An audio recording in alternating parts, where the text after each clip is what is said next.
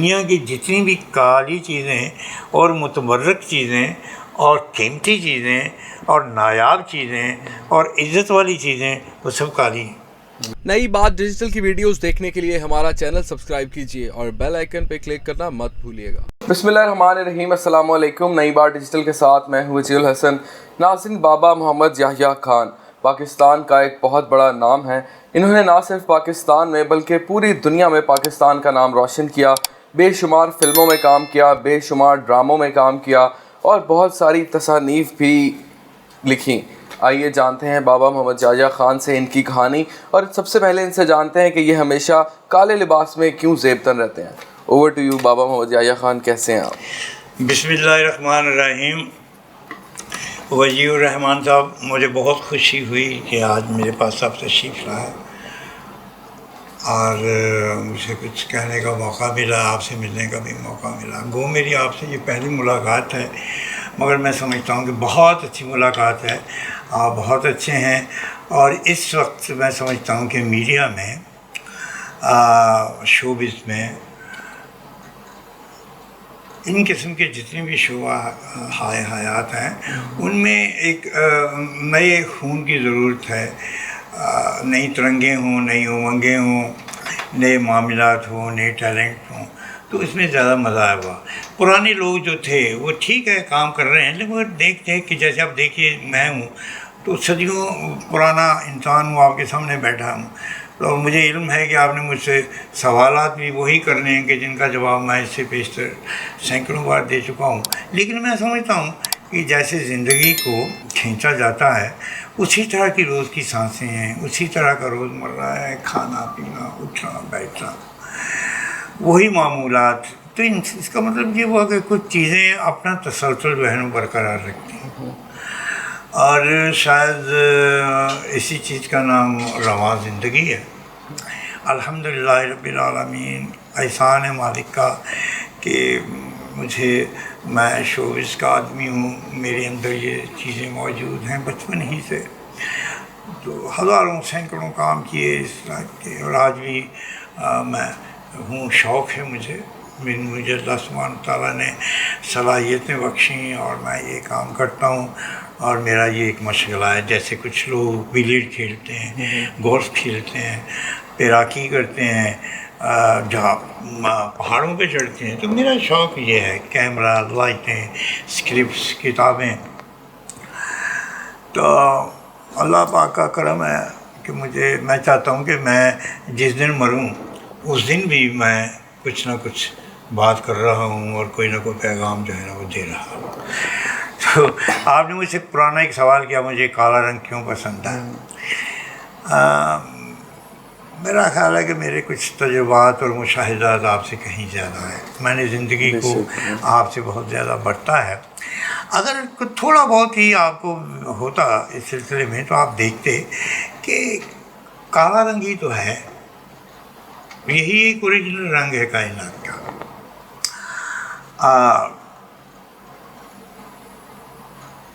مالک نے قرآن میں ذکر کیا، آسمانی کتابوں میں ذکر کیا، اور جب بھی کوئی بات کی اور جس میں رنگوں کا ذکر آیا تو یہی ایک رنگ ہے۔ اسی کو لیل کے نام سے، اسود کے نام سے پکارا گیا۔ اب دیکھیں گے کہ رات کالی ہوتی ہے، فرمایا گیا کہ جب سیاہی پھیل جائے، تاریکی پھیل جائے، تو اپنے بستروں سے، آرام تھا، بستروں سے اٹھو، اٹھ کے ان بستروں سے اٹھ کے میری عبادت کرو، مجھے یاد کرو، میرے جو نعمتیں میں نے دی ہیں ان کا شکر بجا لاؤ۔ اور کالی کا ذکر کیا، آج کالی رات، سیاہ رات۔ پھر آپ نے دیکھا ہوگا قرآن کے الفاظ کالے ہیں، حرم پاک کا رنگ کالا، سلسلہ کالا ہوتا ہے، تو حجر اسود کا مطلب بھی کالا ہی ہوتا ہے۔ تو آپ دیکھیں گے کہ انسان کے ناخنوں سے لے کے پاؤں، سر کے بالوں تک جو کچھ بھی ہے اس میں کالک ہی کالک ہے۔ فرمایا گیا کہ ماں کا پیٹ جو ہے جس میں بچہ ہوتا ہے، اتنا عرصہ قیام کرتا ہے، وہ کالک سے بھرا ہوا ہوتا ہے، اس میں اس کو کوئی دکھائی نہیں دیتا بچے کو، لیکن اس کو اپنی باطنی آنکھوں سے وہ اپنی باطنی آنکھوں سے اس کو ہر چیز جو ہے وہ واضح دکھائی دیتی ہے. تو کالک ہی کالک ہے. اگر کالک نہ ہو تو میں نہیں سمجھتا ہوں کہ سفیدی کا کوئی تصور ہے. لیکن بابا جی اگر ہم اپنے معاشرے کی بات کریں تو ایک وتیرہ ہے کہ جو کالا رنگ ہے، جیسے کالی بلی سامنے سے گزر جائے تو اس کو ایک وہ منحوس سمجھا جاتا ہے. ایسا کیوں ہے؟ کچھ تو علم کی کمزوری ہے، کچھ معلومات نہیں ہیں، اور کچھ توہمات ہیں، پرانی چیزیں ہیں کہ جن چیزوں کا نہ کوئی عرف ہے، نہ کوئی بائے ہے، نہ کوئی آئے ہے اس کی، وہ انسانوں میں خود بخود مشہور ہے. اور وہ چیزیں آپ نے دیکھا ہوگا کہ دنیا کی جتنی بھی کالی چیزیں ہیں، دنیا کی جتنی بھی کالی چیزیں اور متبرک چیزیں اور قیمتی چیزیں اور نایاب چیزیں اور عزت والی چیزیں، وہ سب کالی ہیں. اگر کالک کو آپ نکال دیں تو دنیا میں کوئی رنگ باقی نہیں بچتا. کالا رنگ سفید کو چڑھ جائے گا، لیکن کالے کو سفید نہیں چڑھے گا. بالکل. دیکھیے وہ میں نے کپڑا بچھایا ہوا ہے، وہ اوپر وہ اس لیے بچھایا ہوا ہے کہ میں سوتا ہوں تو میری جو بستر ہے سفید چادر ہے، میں مجبور ہوں تو میں کالا نہیں میں چادر بچھا سکتا، سفید ہی لینے پہ مجبور ہوں تو وہ کالی ہو جاتی. چاہے میں اپنے لباس کو 100 مرتبہ دھو لوں، پرانا ہو جائے، پھٹ جائے، لیکن یہ سفید سے لگے گا تو اس کو کچھ نہ کچھ کالا کر دے گا. میں چاہتا ہوں کہ کوئی سفید ایسا ملے جو مجھے بھی تھوڑا سا سفیدہ کر دے. آپ دیکھیں. ٹھیک ہے. کالا گلاب دیکھ لیں آپ، بالکل نایاب ہے. ہاں جی. کالا ہیرا موتی دیکھ لیں، نایاب چیزیں ہیں. اور کالی کوئی بھی چیز ہو، کالا ریشم ہو، نایاب ہے. اور میں سمجھتا ہوں کہ اگر کالی سیاہ کوئی خاتون ہو تو دنیا کی حسین ترین خاتون میں سے شمار ہوگی. میں نے ایسی کالی عورتوں کی تصویریں دیکھی ہیں کہ میں قربان ہو گیا ان تصویروں کو دیکھ کے. بڈھا ہونے کے باوجود مجھے تصویریں اتنی اچھی لگیں. ان کی آنکھوں کے سفید ڈیلے اور ان کی آنکھوں کی چمک اور کالے آنکھوں کی لپک، اور کیا ان کے بال اور کیا ان کا چہرہ. جو کالے رنگ کی چھب ہے وہ کالے کرموں والے ایسے ہی تو نہیں کہہ دیا گیا ہے. بالکل. جی. اچھا ابا محمد یحییٰ خان، مجھے یہ بتائیں کہ صوفیزم کا جو پاکستان میں صوفیزم کا کنسیپٹ ذرا بھی اتنا زیادہ نہیں ہے، اور ہم ڈفرینشیٹ بھی نہیں کر پاتے کون اصلی صوفی ہے اور کون بنا ہوا ہے. تو اس میں ذرا ڈفرینشیٹ کر دیں پلیز کہ صوفی کو کیسے پہچانا جائے. دیکھیے میں آپ کی خدمت میں عرض کروں، بڑا اچھا سوال ہے آپ کا، اور میں یہ سمجھتا ہوں کہ اس سوال کا بڑا مسجع اور بڑا خوبصورت اور تفصیل کے ساتھ جواب ہونا چاہیے تاکہ ذہنوں کے اندر جو تھوڑے سے یہ چیزیں ہیں ان کو دور ہو.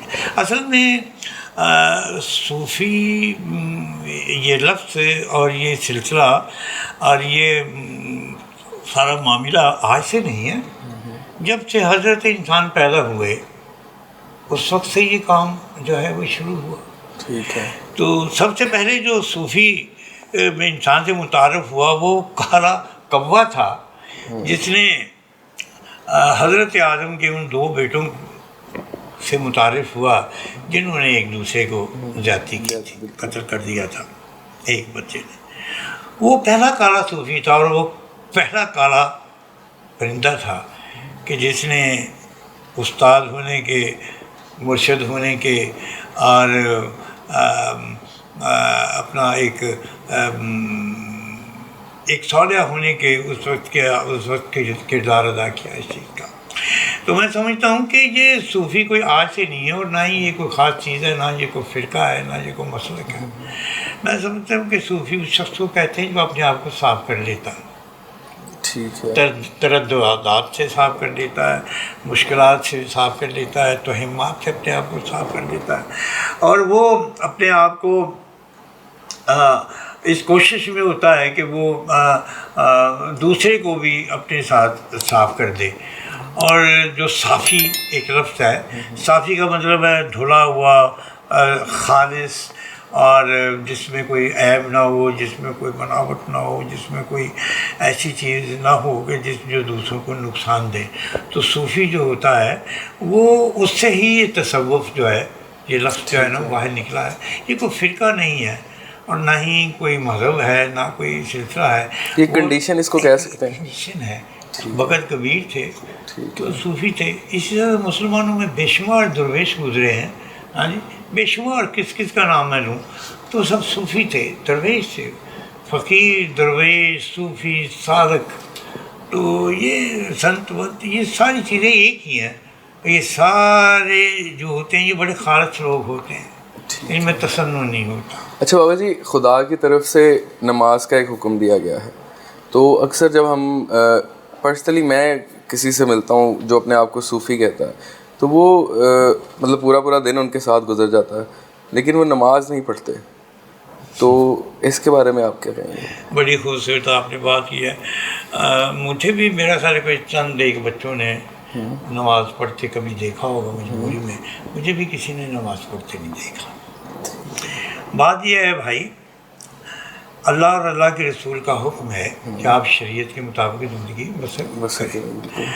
نماز کا حکم دیا گیا, 5 وقت کی نماز ہے, یہ فرض ہے اور یہ آسمانی تحفہ ہے اللہ کا. بے شک. اس کو قائم کرنا آپ کے اپنے حق میں بڑا بہتر ہے. اسی طرح قرآن کی تلاوت کرنا بڑا بہتر ہے. حج اور عمرہ کرنا بڑا بہتر ہے. اور یہ نماز جو ہے یہ آپ کو جھکنا سکھاتی ہے. یہ نماز آپ کے اندر عجز پیدا کرتی ہے. جب ماتھا اور ناک کی نوک جب زمین کے اوپر ٹچ ہوتے ہیں تو اس وقت حالات ہی کچھ اور ہوتے ہیں انسان کے. انسان محسوس ہوتا ہے کہ میں ارتھ ہو گیا ہوں بالکل, اور میں اپنے مالک کے بالکل قدموں میں پڑا ہوا ہوں. اور اس وقت وہ اس کے دماغ کی کنڈیشن بھی عجیب سی ہوتی ہے اور خون کی گردش بھی عجیب سی ہوتی ہے. نماز فرض ہے, اس کو پڑھنا چاہیے, اور یہ کسی بھی صورت میں سوائے صورتوں میں معاف نہیں ہے, پڑھنا چاہیے صحت مند انسان کو. لیکن اس میں بھی ایک چھوٹی سی بات ہے, میں آپ کے خدمت میں عرض کروں. جس عبادت میں دکھاوا آ جائے اور ریا پیدا کر دے, ایک آدمی جا رہا ہے ہاتھ میں تسبیح پکڑی ہوئی, اتنی مسجع داڑھی ہے, سر پہ پگڑی باندھا, السلام علیکم حاجی صاحب, وعلیکم السلام جی, کتنے جا یا میں نماز پڑھنے جا رہے ہیں, میں آگے گل کروں گا, دیر ہو رہی ہے جی, تو مطلب ہے کہ نماز پڑھنا اس نے کہہ دیا, سادگی میں کہہ دیا, بات کہہ دی. لیکن میں یہ سمجھتا ہوں کہ انسان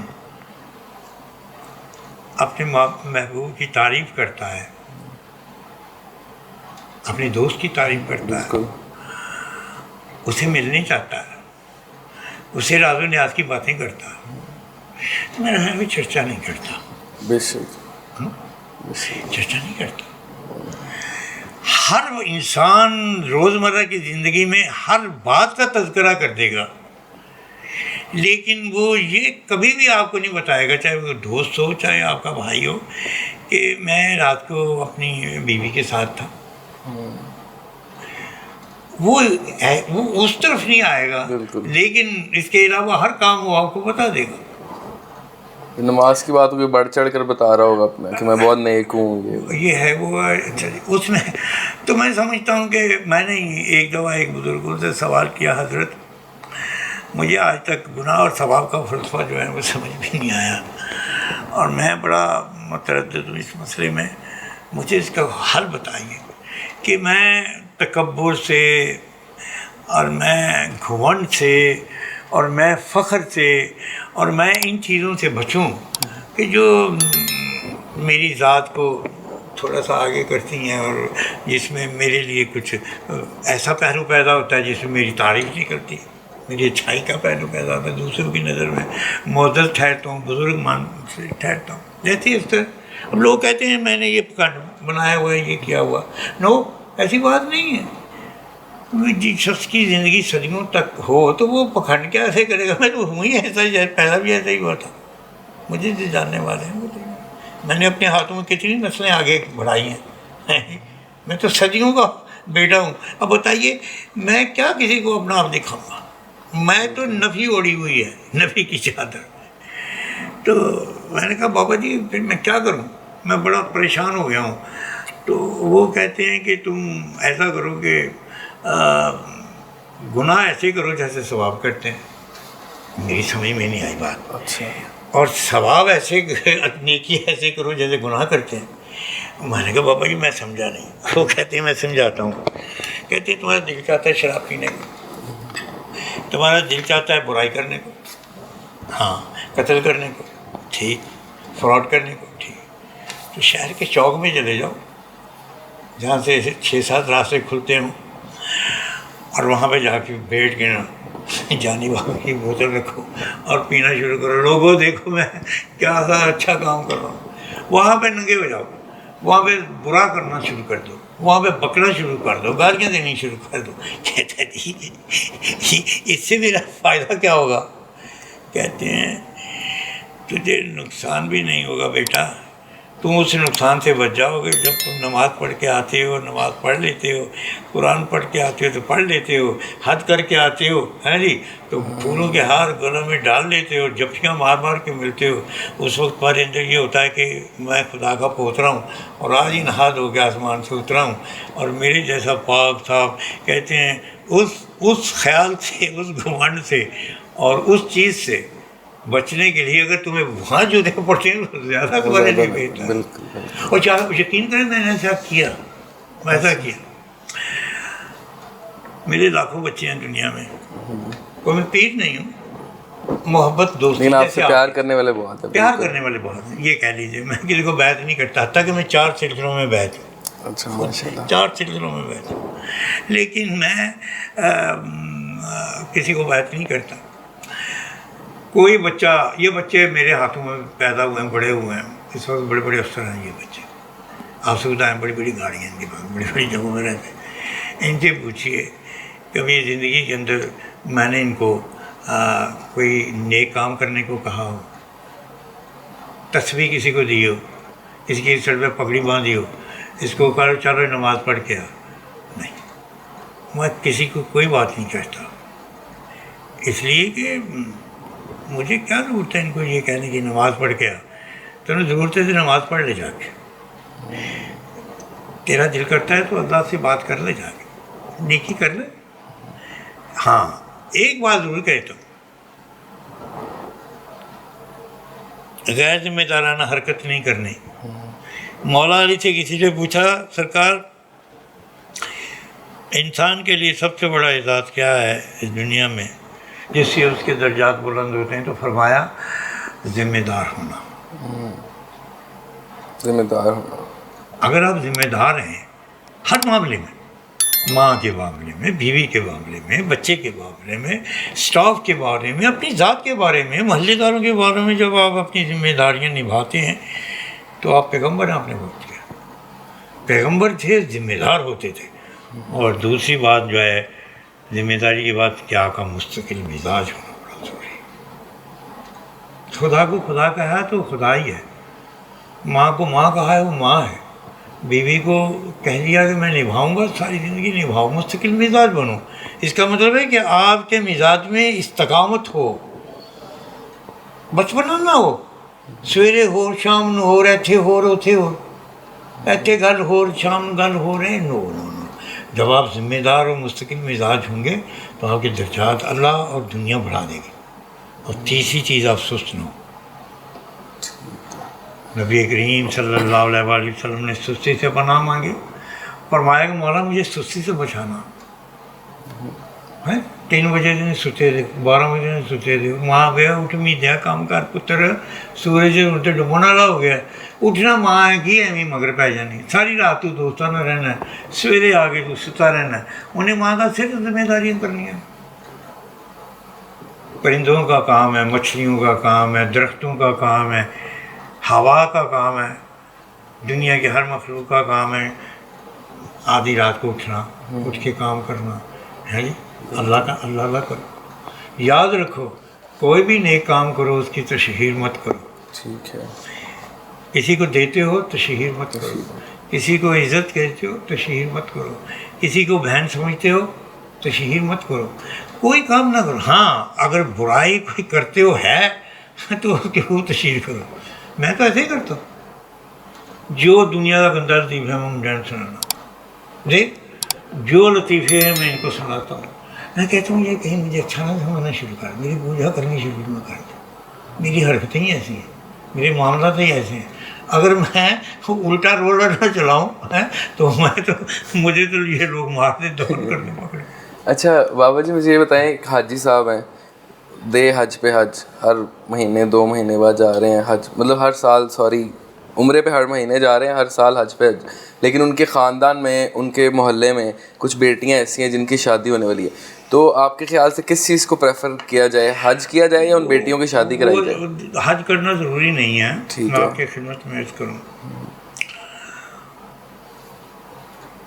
چلیے میں حج پہ تھوڑی سی بات کرتا ہوں. میں کبھی حج پہ اکیلا نہیں گیا. ٹھیک ہے. میں اپنے ساتھ 2 4 10 بچے لے کے جاتا ہوں, ان کو حج کراتا ہوں, عمرہ کراتا ہوں. کوئی مزار ایسا نہیں ہے دنیا کا جہاں پہ میں بچوں کو نہیں لے کے جاتا. ہاں, اگر میں خواجہ غریب نواز کے روزے پہ جاتا ہوں تو میرے ساتھ بچے ہوتے ہیں. اگر میں 7 شریف جاتا ہوں تو میرے ساتھ کئی بچے ہوتے ہیں. اگر میں دادا صاحب بیٹھتا ہوں تو میرے ساتھ کئی بچے ہوتے ہیں. اسی طرح دنیا میں میں کربلا محلہ جاتا ہوں, میرے ساتھ کئی بچے ہوتے ہیں. سرکار بغداد شریف جاتا ہوں تو میرے ساتھ کئی بچے ہوتے ہیں. میں اکیلا آج تک کہیں نہیں جاتا. ٹھیک, ایک بات تو یہ آ گئی. میں اپنے نام کے ساتھ نہ تو حاجی لکھتا ہوں, کیا کرتا ہوں, حاجی نہیں لکھتے. بالکل. وہاں جا کے نماز پڑھ کے سلام کر کے, میں شاید یہ بات مجھے کہنے کی ضرورت ہے کہ نہیں ہے کہ میں 17 سال تک مدینہ جاتا رہا اور میں نبی پاک صلی اللہ علیہ وسلم کے روزے کے اندر نہیں گیا. کتنے سال؟ 17 سال آپ جاتے رہے اور میں اندر نہیں گیا. وجہ اس کی کوئی خاص وجہ؟ میں نبی کریم صلی اللہ علیہ وسلم کے روزے پہ نہیں گیا اور باہر ہی میں. جی, اس کی کوئی خاص وجہ آپ اندر؟ اس کی خاص وجہ یہ تھی کہ میں سمجھتا تھا کہ میں اس قابل ہی نہیں ہوں. میں اس قابل بھی نہیں کہ میں ساری رات جو چکر کاٹتا رہتا ہوں روزے کے قریب. یہ اس زمانے کی میں بات کر رہا ہوں جب یہ مدینہ شریف ایسا نہیں تھا جب اب ہے. کعبہ شریف ایسا تھا, پہاڑیاں تھیں, اونٹ پھرا کرتے تھے, چند 100 روپے میں حج عمرہ ہو جایا کرتا تھا. لوگ جہازوں پہ نہیں آتے تھے, بحری جہازوں پہ آتے تھے, پیدل سفر کرتے تھے. تو عرض کرنے کا مطلب یہ ہوا کہ یہ حج کرنا جو ہے وہ قطعی طور پہ آپ کے لیے ضروری نہیں ہے. اگر ضروری ہوتا تو نبی کریم صلی اللہ علیہ وسلم کے بہت سارے عاشق ایسے تھے, وہ بھی حاجی ہوتے سارے, انہوں نے بھی زیارت کی ہوتی. میری آنکھوں میں ان کے جلوے ہیں, میرے دل میں حضور رہتے